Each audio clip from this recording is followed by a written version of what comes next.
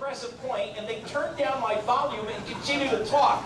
As long as those are the rules, I don't think I'm going to play that game. He is lying. We have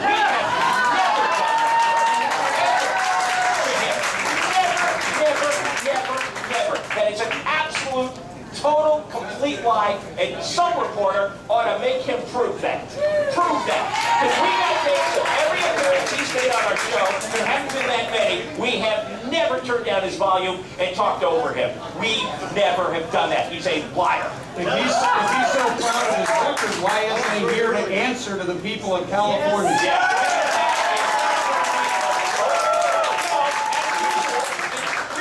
Because he said it, and nobody asks him to prove it. How about a date, a time, what was the subject, what was the context? Never happened, guarantee it. The governor's lie. But what do you expect? We are going to finish up with a couple more questions from people in the audience, and then we'll let Tim and Neel make some closing statements. So, sir, you are next up. What's your name? My name is Jay. Gentlemen, thank you for being here, and thank you for having the guts, unlike this knucklehead, to come on by today. Exactly. So, I'm more than just a Neel supporter. Okay, Tim, I do have a lot of respect for you. I met you last year during Andy Van Eyck's walk. I don't expect you to remember me, but I'm more than just a Neel supporter. I'm more than just one of the smallest minorities.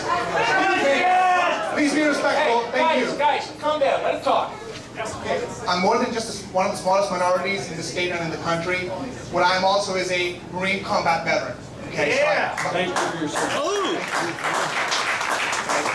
So, the other Marine story hits home for me also, just like it did a year ago. What I want to ask you, Mr. Donnelly, is this.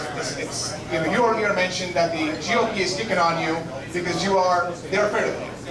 Okay? Because nobody kicks a dead dog. However, that's exactly what you're doing with Neel, with the false comments that you and your campaign have made, linking him to Sharia law, which are absolutely false. So, can you please, I'm coming to my question right now, can you please honestly say that you did make that false statement, or your campaign did, because you know that he has the potential to beat you in this primary? Hey, sit down, sir.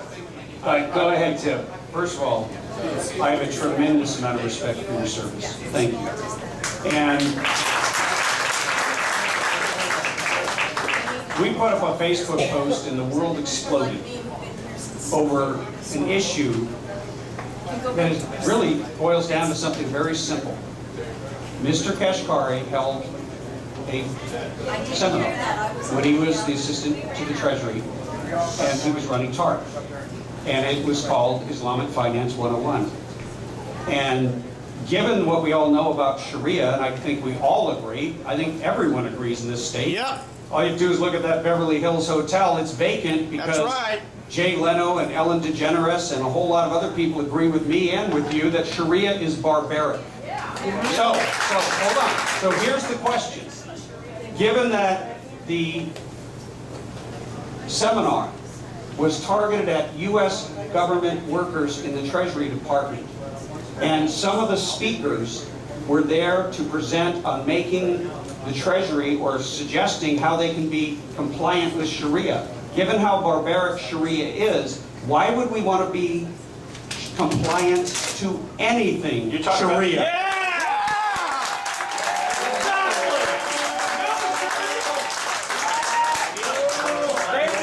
For asking the question. I work for President Bush in the Treasury Department. One of the goals of Treasury is to promote free markets around the world. So if you want to do business in Japan, you have to start by understanding the laws of Japan.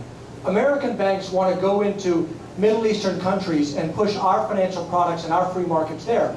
So you have to start by understanding the laws in those countries. It had absolutely nothing to do with bringing Islamic law to America. And I'll tell you the truth, folks, the idea that President George W. Bush, the man who worked so hard to make us safe, the idea that his administration would try to bring Islamic law to America is outrageous, it's offensive, and you should be ashamed of yourself, Tim. You're spending taxpayer dollars.